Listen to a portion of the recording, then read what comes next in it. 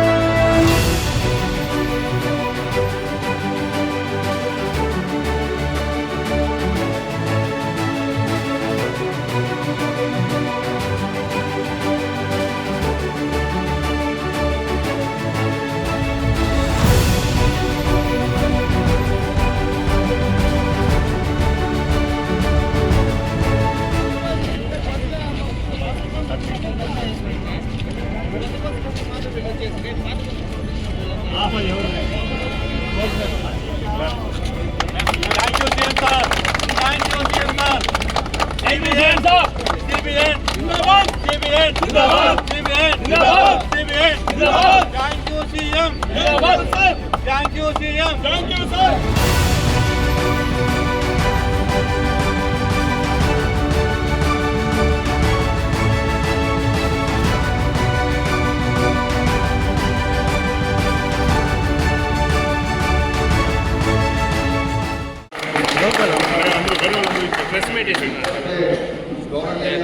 ఒకటే చెప్తున్నాం, ముందు కూడా గత 10 రోజుల నుంచి విజయవాడ అయితేనే ఎక్కడెక్కడ ఆర్టీసీకి సంబంధించిన ఉద్యోగస్తులతోనైతేనే కార్మికులతోనైతేనే మేము ఇంటరాక్ట్ అయినప్పుడు ఒకటే చెప్తున్నాం, ప్రతి ఒక్క రోజు సమీక్షించుకొని ప్రజలకు నాణ్యమైన సేవలు అందించే విధంగానే పనిచేస్తుంది. దానికోసం మా ప్రభుత్వం ఎజెండా ఒకటే.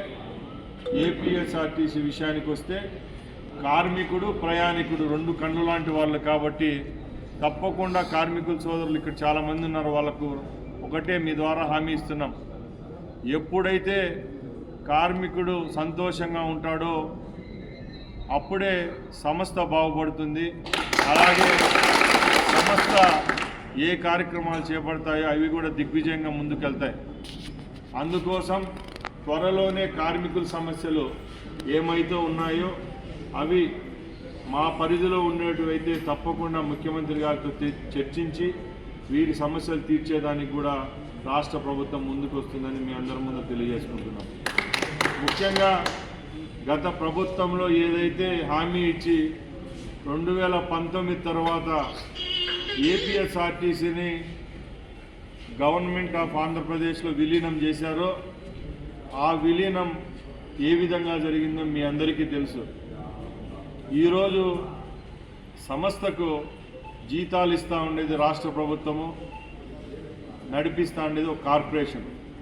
ముఖ్యమంత్రి గారు ఒకటే చెప్పారు, రాబోయే కాలంలో ఉద్యోగ భద్రత, అలాగే ప్రయాణికుని యొక్క భద్రత, అలాగే సంస్థ యొక్క ముందు చూపు కావాలి కాబట్టి సంస్థకు తప్పకుండా గవర్నమెంట్ 100% విలీనం చేసేదానికి కూడా రాబోయే కాలంలో చర్యలు తీసుకుంటామని మీ అందరి ముందర తెలియజేసుకుంటున్నాం. ముఖ్యంగా ఇంకా కుప్పం విషయానికి వస్తే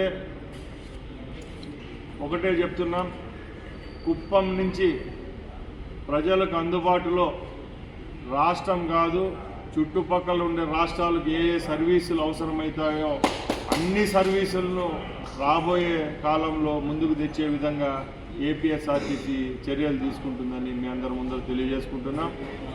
అలాగే ముఖ్యమంత్రి గారు ఇక్కడికి రావడంతోనే సుమారు గతంలో నిలిపేసిన 30 పైన సర్వీసులను మరొకసారి ప్రారంభించడం జరుగుతూ ఉంది.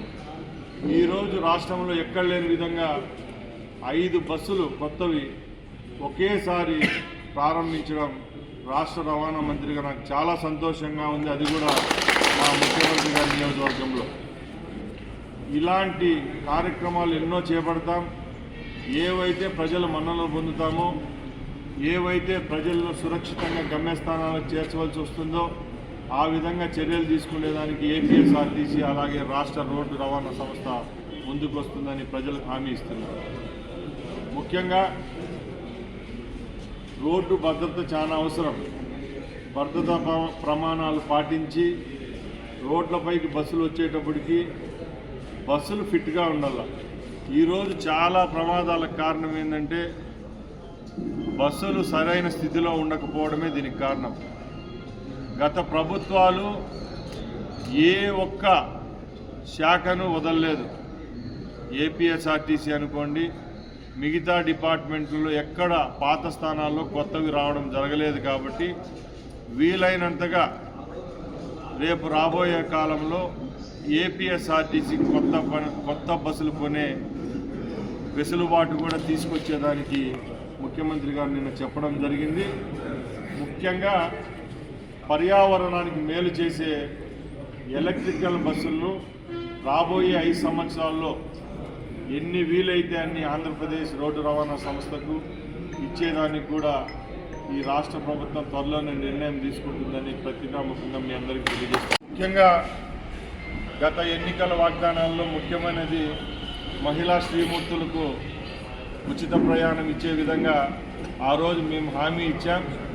మీ అందరి ముందు నేను ఒకటే తెలియజేసుకుంటున్నా, ఏదైనా పథకం అమలు చేసే రోజుకి 100% ట్రాన్స్పరెన్సీతో ఆ పథకాన్ని తీసుకొని రావాలనేది మన పొరుగు రాష్ట్రాలైన కర్ణాటక అలాగే తెలంగాణలో ఉచిత సర్వీసులు అందిస్తున్న ఆ ప్రభుత్వాలు మేము ఒక కమిటీగా ఏర్పడి మా అధికారులు అయితేనే మేమైతేనే రాబోయే కొన్ని రోజుల్లో ఆ రాష్ట్రాల్లో పర్యటించి అక్కడున్న చిన్న చిన్న పొరపాట్లు ఏమైనా ఉంటే అవి సర్దుబాట్లు చేసుకొని మన రాష్ట్రంలో ఆ కార్యక్రమాన్ని చేపట్టే రోజుకు తప్పకుండా 0% సమస్యలు లేకుండా ఈ రాష్ట్రంలో ఇంప్లిమెంట్ చేసే విధంగా చర్యలు తీసుకుంటాం. పెరగడంతో పాటు ఛార్జీలు కూడా విపరీతంగా పెంచారు.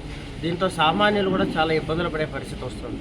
దీని మీద ఏమన్నా చర్యలు చెప్పే అవకాశాలు ఉన్నాయి? ముఖ్యంగా గత ప్రభుత్వం 5 సంవత్సరాల్లో లెక్కలేనన్ని సార్లు ఛార్జీలు పెంచడం జరిగింది. డీజిల్ రేట్లు పెరిగిన రోజు ఛార్జీలు పెంచినా బాధలు లేదు. డీజిల్ రేట్ తగ్గించిన రోజు కూడా ఛార్జీలు పెంచిన ఘనత ఎవరికన్నా ఉందంటే అది కేవలం జగన్మోహన్ రెడ్డి గారికే దక్కింది. కాబట్టి ఈ ప్రభుత్వంలో పేదవాడికి ఏ విధమైన కష్టం ఉండదు.